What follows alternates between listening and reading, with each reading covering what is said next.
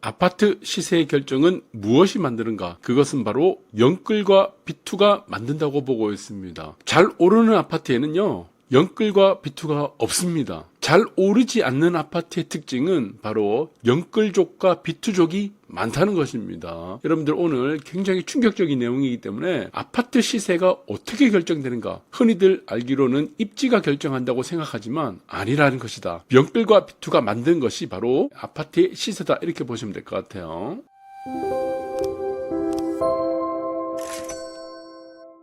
영끌 비투라고 하면은 여러분들이 너무나 잘 아실 것 같이 항상 따라다니는 단어가 있습니다. 그것이 바로 전세죠. 자, 영끌 비투에는 반드시 전세가 꼭 따라붙는다. 내가 5억 정도밖에 없습니다. 예를 들어서. 그런데 이 사람이 15억짜리 아파트를 살려고 해요. 대출 안 나오죠. 10억 대출, LTV, DTI, 여러분들 영축 LTV, 그 다음에 DTI, 결정타를 하나 또 날립니다. DSR. 자, 이 사람이 5억의 현금을 가지고 10억짜리 아파트를 살 수 있는 방법. 그러니까 영끌을 해야 되겠죠. 영끌. 우선 영끌. 그 다음에 비투를 해야 될 겁니다. 자, 여기서 우리가 또 중요한 것이 바로 전세죠. 전세를 안고 사는 겁니다. 자, 굉장히 핵심적인 내용이다. 저는 그렇게 보고 있어요. 그래서 전세라는 것 자체가 영끌과 비투족을 위한 지렛대 역할을 한다. 레버리지 역할을 한다. 이렇게 보시면 될 것 같습니다. 영끌과 비투에는 항상 전세가 따라다니는데 지금 최근에 문제가 되고 있는 것이 뭡니까? 네, 나중에 보니까 여기는 지금 거의 한 10억 정도의 전세를 냈어요. 그런데 지금 전세금이 내렸습니다. 나는 5억을 이미 투입했는데 이것이 말이야 이제 7억 정도로 내려갔다. 어떻게 되겠죠? 이제 대출이 안 되는 거죠. 지금 DSR을 완화한다는 이런 얘기도 있지만 어쨌든 이런 영끌과 비투가 많게 되면은 결국에는 금리가 올라가거나 아니면은 보증금이 하락하게 되면은 이것이 뭘로 나오게 됩니까? 이것이 바로 금매로 나오게 됩니다. 금매. 반드시 금매로 나와요. 그래서 영끌족과 비투족이 많은 아파트가 대표적으로 금매 물량이 많이 나오기 때문에 시세가 잘 오르지 않습니다. 우리가 대표적인 것들을 우리의 주식을 통해서 한번 살펴보도록 하겠습니다.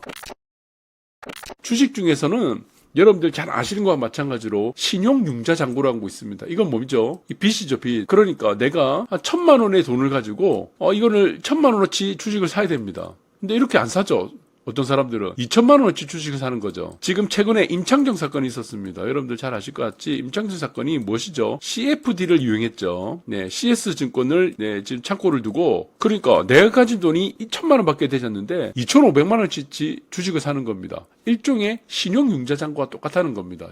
신용거래죠. 자, 이 CFD 방식도 똑같습니다. 차익 결제 거래 방식이라고 해서 똑같아. 근데 여기서 보시면은 대표적인 예로 A라는 주식을 가지고 신용으로 많이 샀습니다. 신용으로 많이 사게 되면 어떻게 되겠습니까? 나중에 어떻게 되죠? 이거를 상환을 해야 된다는 겁니다. 상환. 똑같아요. 부동산하고 똑같습니다. 금리가 올라가거나 이유가 되겠죠. 부동산과 똑같지. 금리가 올라가서 금리 압박을 받을 수도 있고 아니면은 또 뭐죠? 만기가 된 겁니다. 만기. 신용 만기가 된 거예요. 그러면 똑같습니다. 부동산도 똑같다는 거죠. 금리가 올라가니까 이제 감당하기 힘들고 그다음에 전세가 또 만기가 되는 거예요. 전세 만기. 똑같습니다. 그래서 주식 차트를 잠깐하게 보게 되면은 자, 이 최근에 있었던 대송홀딩스라든가 임창정 사건, 삼천리 이런 주식을 보게 되면은 똑같습니다. 자, 여러분들 제가 한번 말씀드렸죠. 이 주식에서 임창정 사건이 터졌을 때 이때 첫 하한가 떨어졌을 때 제가 말씀드렸습니다. 이거 쭉 내려가는데 어디까지 내려간다고 했습니까? 이 폭만큼 내려간다고 했죠. 이 여기서 올라갔던 폭과 지금 오르기 시작했던 이 폭이 전부 뭐라고 했죠? 여러분들 지난 방송을 보시면 아시겠지만 이게 다 매물대입니다. 다 잠재적인 매물대가 돼요. 그래서 이 이후의 시세는 어떻게 된다? 이 하단에 왔을 때 긴다고 했어요. 옆으로. 여러분들 잘 기억하실 겁니다. 뒤돌아서 한번 방송을 다시 한번 보시기 바랍니다. 이 멈추는 시점에서 주식이 옆으로 긴다고 했습니다. 옆으로. 똑같이 이렇게 일어나게 되는 거죠. 그래서 여러분들이 지나고 나서는 항상 가능하다. 그런데 우리가 이것을 신용거래가 얼마큼 된지를 한번 살펴보겠습니다. 그러면은 이제 신용정보를 보게 되면 되겠죠. 자, 신용차트 한번 볼게요.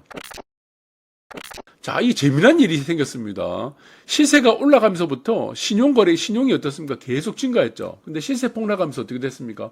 신용이 급감을 하기 시작했다는 겁니다. 그러니까 신용으로 가격을 쌓아 올렸다. 이것이 뭡니까? 이것이 바로 여러분들 아시는 것 같이 모래 위에 집을 만들었다는 겁니다. 언젠가는 무너진다는 거죠. 이런 주식들은 무너집니다. 네, 그리고 마찬가지로 여러분들이 아시겠지만 우량주들이 올라가는 패턴들이 어떻습니까? 신용거래가 천천히 올라갑니다. 우량주들. 시세는 이렇게 올라가는데 신용거래는 천천히 올라가요. 그리고 이 우량주가 지금 어떤 지수라든가 아니면은 뭐 종목이라든가 이 꼭지를 칠 때 특징은 무엇이냐? 신용도 꼭지를 칩니다. 신용도. 예, 신용융자잔고도 똑같이 꼭지를 쳐요. 더 이상 신용융자잔고가 늘어나지 않습니다. 네, 그래서 여러분들이 보시면은 우량주들 대표적으로 올라가는 우량주들과 여러분들이 생각하는 우리나라의 무슨 뭐 입지가 좋은 아파트들, 입지가 아주 좋은 아파트들의 특징이 무엇입니까? 이게 신용이 없다는 겁니다. 신용. 이 말은 뭐냐? 영끌이 없다는 겁니다. 영끌이 많이 없어요. 그리고 비투가 많이 없습니다. 비투가 거의 없어요. 비투가.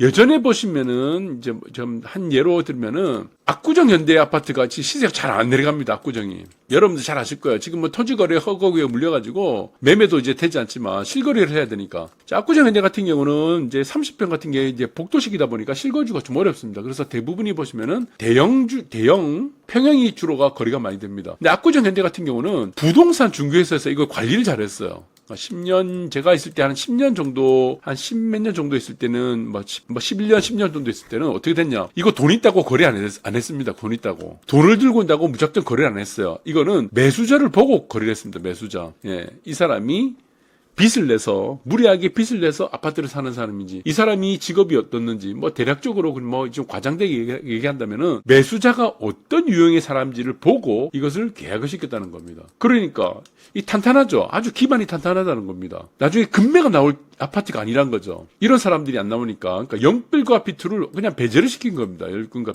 비투를. 여러분들 이렇게 보시면 될 것 같아요. 그래서 아파트도 마찬가지지만 제가 다른 걸 한번 보게 되면은, 자, 지금 신용융자잔고는 이제 주식에 대해서 예를 들었는데, 지금 작년하고 올해 보시면은 아파트, 상위 아파트, 지금 서울의 아파트입니다. 서울. 아파트를 보시면은 여기서 순위가 나와 있죠. 1등부터 지금 13위까지는 80억 이상이죠. PH19부터 해서 파르크부터 지금 아크로폴 포레스트, 한남도 1도 있고, 한남도 1은 많네요. 나인원 한남도 몇 개 있고, 레미안 퍼스티지 여기도 있고, 한남도 있고, 현대도 있고, 현대 1차도 있고, 압구정, 한남도 1도 있고, 이런 아파트를 보시면은 특징이 뭐죠? 네. 비투 없습니다. 영끌 없어요. 그러니까 이런 아파트들이 안 내려가는 겁니다. 그러니까 여러분들이 아파트를 결정하는 가장 중요한 요소는 입지라고 생각해요. 입지가 아니에요. 뭐죠?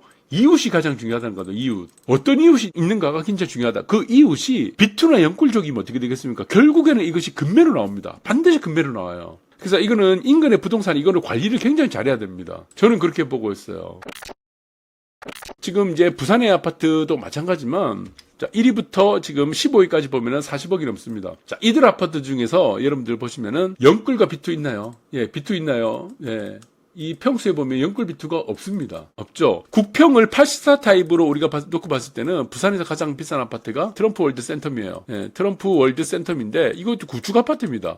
주상복합의 구축 아파트예요. 여러분들 이 아파트는 그냥 입지가 좋다고 생각하는 거예요. 이거 아니에요. 이 트럼프 월드에는요, 영끌과 비투가 없어요. 영끌과 비투가. 그러니까 이게 뭡니까? 금매가 안 나온다는 겁니다. 여러분들 아파트 가격은요, 매수하는 사람이 결정하는 거 아닙니다. 아파트 가격은 누가 결정합니까? 여러분들이 굉장히 착각하는 게 무엇이냐면 입지라는 부분하고 그 다음에 시세라는 부분을 착각을 해요. 입지라는 부분은 뭡니까? 결국에는 이웃이 만듭니다. 이웃. 어떤 이웃이 들어왔는가에 따라서 만드는 거고, 시세는 무엇이 만듭니까? 여기서 가장 중요한 거. 네, 그렇습니다. 이것도 마찬가지지만, 자, 시세라는 것도 이거는 매도자가 결정합니다. 매수자가 결정하는 게 아닙니다. 매수자는 결정하지 않아요. 매도자가 이 가격에 팔지 않으면 안 팔면 끝입니다. 그런데 여기서 영끌과 비투족이 들어와서, 여러분들 영끌과 비투족이 들어왔어. 이 사람들은 뭐 시세와 관계없죠. 지금 급하니까, 아니면 경매 나가니까, 압류되니까 어떻게 됩니까? 매수자에 끌려다는 겁니다. 매수자. 매매다는 가격으로 그냥 던진다는 거죠. 모든 아파트의 시세는 매도자가 결정한다. 매도자가 싸게 던지면은 그 아파트가 그냥 싼 아파트 되는 겁니다. 매수자는 아무 관계가 없어요. 매수자 우위 시장, 매도자 우위 시장, 이거 없는 말입니다. 아예 말도 안 되는 얘기고. 자, 아파트라는 이 부동산이라는 거는 무엇이죠? 한정성의 게임이죠. 부동산은 생산이 안 된다는 겁니다. 부동산은 생산 자체가 안 돼. 아파트는 어느 정도 생산이 되겠죠. 근데 땅이죠, 땅을 기반으로 두는 거죠. 땅이 어떻게 생산이 됩니까? 그래서 결국에는 무엇이다? 한정적인 자산이라는 겁니다. 부동산 자체가 한정적인 자산이기 때문에 한정적인 자산의 대표적인 것이 그림이죠. 그 다음에 부동산이에요. 그림과 부동산은 시세를 누가 결정하냐? 매도자가 결정하는 겁니다. 매도자가 이 가격에 팔지 않으면은 매수자가 살지 말지를 결정하는 것 뿐입니다. 그러니까 입지라는 것도 급하지 않는 사람들이 그 입지에 들어오니까 그것이 입지가 좋아 보인다는 것이다. 그렇게 된다는 거죠. 그래서 또 다른 거 우리가 지금 보시게 되면은 이제 첫 화면을 잠깐 볼게요. 이 첫 화면을 보시면은 삼익비치가 아파트 있죠. 삼익비치가 최근에 많이 내렸어요. 이게 지금 부산의 1등 아파트였습니다. 그런데 삼익비치가 보시면은 맥을 못 씁니다. 맥을 못 쓰죠. 시세가 가장 또 많이 하락했죠. 왜 그렇습니까? 인근에 있는 부동산이 문제입니다. 부동산 중개소라고 하죠. 이 부동산 중개소가 그냥 아무거나 연끌을 계속 시킨 겁니다. 연끌.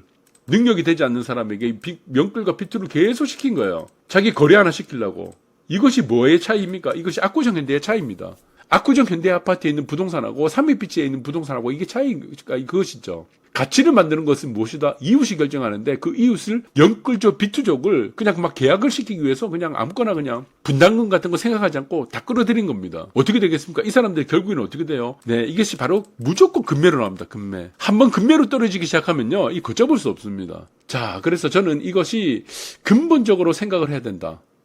라는 부분들을 여러분들이 이 자본주의 안에서 한정적인 자산, 부동산이라는 것 자체가 기초가 한정적인 자산을 기초에 둔 아파트라는 것이고, 여러분들이 아주 귀한 뭐 다이아몬드라든가 보석이라든가 그림 생산이 안 되죠. 하나밖에 없죠. 네, 그런 한정적인 자산과 희소적인 자산은 매도자가 결정을 하는데 그 매도자가 어떤 매도자인가, 어떤 사람이 그 물건을 가지고 있느냐에 따라서 그 아파트는 결정이 되는 것이다. 저는 대한민국에서 아파트를 평가하는 부분에서 입지라는 부분들이 있습니다. 이거는 가장 거짓말 중에 하나입니다. 거짓말 중에 하나. 예, 이거는 굉장히 주관적이기 때문에 사람마다 다 다르기 때문에 입지라는 것 자체는 거짓말이다. 시세는 무엇이다? 환상이다. 모든 것은 매도자가 결정한다. 그 매도자가 결정하는 것 중에 연끌과 비투족을 매매된 아파트가 많다. 그러면은 그 아파트는 회복하는데 상당 시간이 걸린다. 자, 여러분 주식도 마찬가지죠. 여러분들 제가 이 주식이 있습니다. 삼천리라는 주식 있고, 그 다음에 뭐 대송홀딩스 예전에 방송을 했죠. 세방이라는 주식들은 언제 가격이 회복한다고 그랬습니까? 네, 이 산을 하나 이룹니다. 산을 하나. 산을 이룬다고 했죠. 이 처음에 도달하게 되면은 횡보를 한다고 그랬죠. 이 산의 그림이 차트를 켰을 때 없어졌을 때 없어졌다. 이 산이 그냥 없어졌어요. 시간이 지나니까 이게 계속 당겨지겠죠. 계속 옆으로 넘겨가겠죠. 시간이 계속 늘어나니까. 자, 그렇게 되면 이 매물대가 다 소화가 됩니다. 네, 이 매물대가 소화돼요. 이 주식들이 왜 급락을 했습니까? 빚을 지고 있는 사람들이 이거를 샀다는 겁니다. B2, 연끌족이 샀다는 거예요. 연끌. 그러니까 이것들이 모두가 매물대가 된다는 겁니다. 부동산과 주식은 원리가 정말 똑같아요. 시세 원리도 똑같고 우량주냐 아니냐, 부동산의 입지가 좋냐 아니냐를 결정하는 것도 다 똑같습니다. 모든 것은 매도자가 결정하는 겁니다. 매도자. 사실은요, 매도자가 안 팔고 그냥 싸게 던지지 않는다 그러면은 그걸로 끝이에요. 내려갈 일 없습니다. 여러분들이 이런 부분들을 여러분들이 잘 참고하시기 바라고, 네, 결국에는 무엇이다? 네, 연끌과 비투가 있는 아파트는 오르기 힘들다.